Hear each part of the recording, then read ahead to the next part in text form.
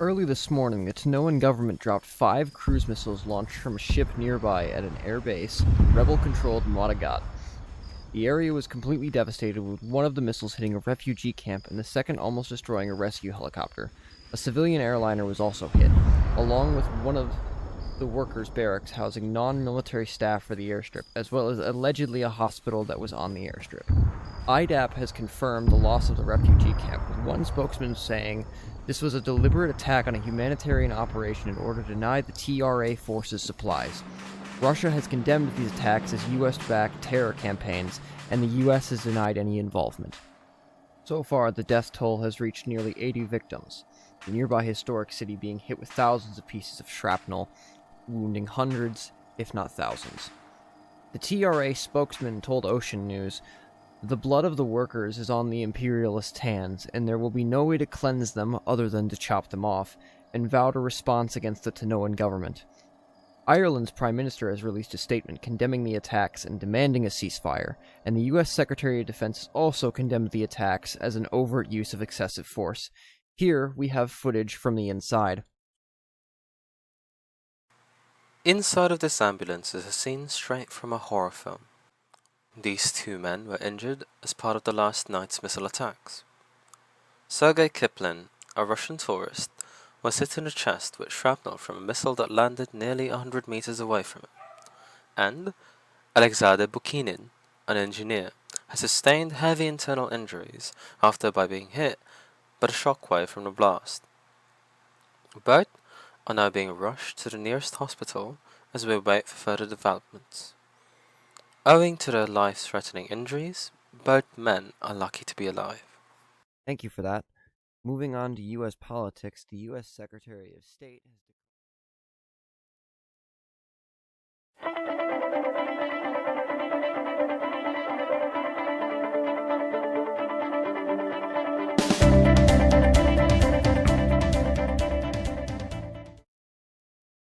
tanks moving into position outside the city of Kokomo today, previously used as an operating base against the Modagat rebels, now the site of frontline fighting.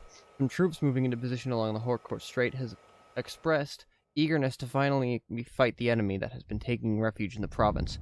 One infantryman told Ocean News, "With the tanks we have compared to theirs, it should be easy pickings. They're all on the bridge. What's the worst they could do?"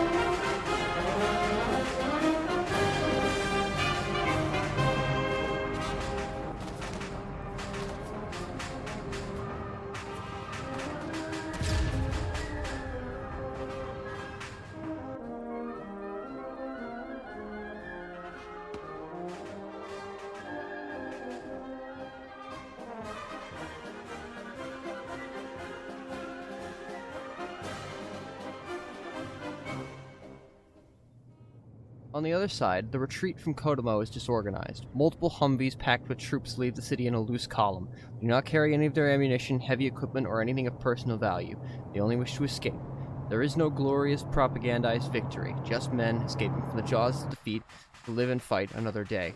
The Tanoan Legion tried to strafe the bridge with missiles, but lost 2 fighter aircraft in the process due to what appears to be anti-aircraft missiles. As the MPLA settles itself into new defensive positions in Kokomo, we can only wonder when the response will be, and is the Tanoan government prepared for this newly ignited civil war?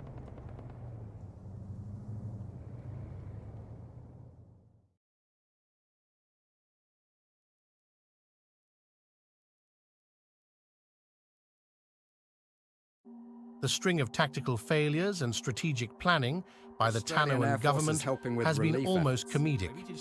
The socialist forces there managed to capture over a quarter of the island in less than 8 months, and is still rocketing through the The Tanoan Armed Forces are seeing an influx of recruits from abroad. forces are running out of gasoline. action, we wouldn't be in this situation where a country is falling to One thing is for certain. The island of Tanoa will be changed by this. The civilian population will be deeply affected by the war for decades to come. Just 9 months ago, this area was a bustling sugar plant, now left abandoned by the bombardment of the nearby town of Tanoa. Hard to believe that this section of the front lines is considered the quiet one. The MPLA has driven government forces into the northern section of the island, taking Katkula Island and large swaths of the southern portion of Tanoa itself. The fighting is settled down in the forests between the Red Springs surface mining operation and the Tanoan Sugar Company main processing plant, in what is being called by the people fighting there, the Depression. The Tanoan military has initiated an airlift of civilians and military equipment from one of the last remaining airstrips in the island. The only way to get off after these last planes leave will be via the ferrying system and personal boats. We have brought on a consulting expert on military analysis to explain the troubles of this particular airlift operation. You see, they're trying to get as much military personnel off the island as possible, but the Tanoans have been lacking basic fuel, especially aviation fuel. So there are just a few helicopters left and the airstrip's completely useless.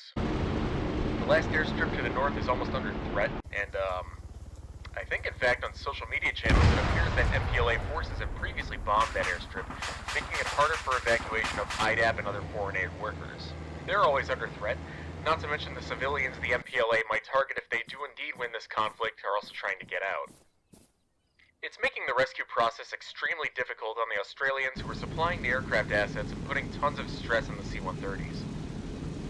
Thank you, that was Colonel Chuck Spots. Now moving on to our special reporter inside the TPLA with a report on resistance actions. We spent time walking with some members of the self-styled Revolutionary Volunteer Corps, essentially civilians armed with hunting weapons, older Kalashnikov rifles, and mostly wearing civilian clothes, with the notable exception of a black beret. They have given us a short tour up and down areas that they held, with sparse shooting heard in the surroundings, as they are still engaged in a battle with partisans left behind in the wake of the swift invasion. Major Abdulin here was leading a small group of Revolutionary Volunteer Corps members to check on a small village not too far from the front lines. Major Abdulin has been searching for government troops that may have been hiding amongst the civilian population. Just before we concluded our tour, Major Abdulin found a few pieces of military equipment in the woods, but it has proven nothing conclusive. Afterwards, we returned to what they call their headquarters.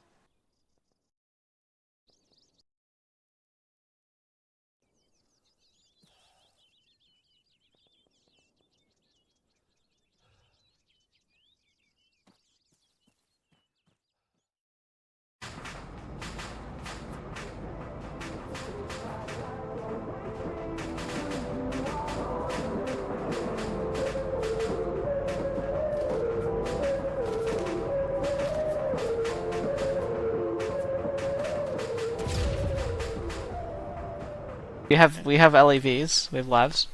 That's about it. Fair enough, I guess. Well, at least it must not cost too much to maintain. Yeah, we just let the Australians pay tax. Wow. Do we win now? It's not fucking dead now. Do we win the op? Do we win the op? Do we win the op?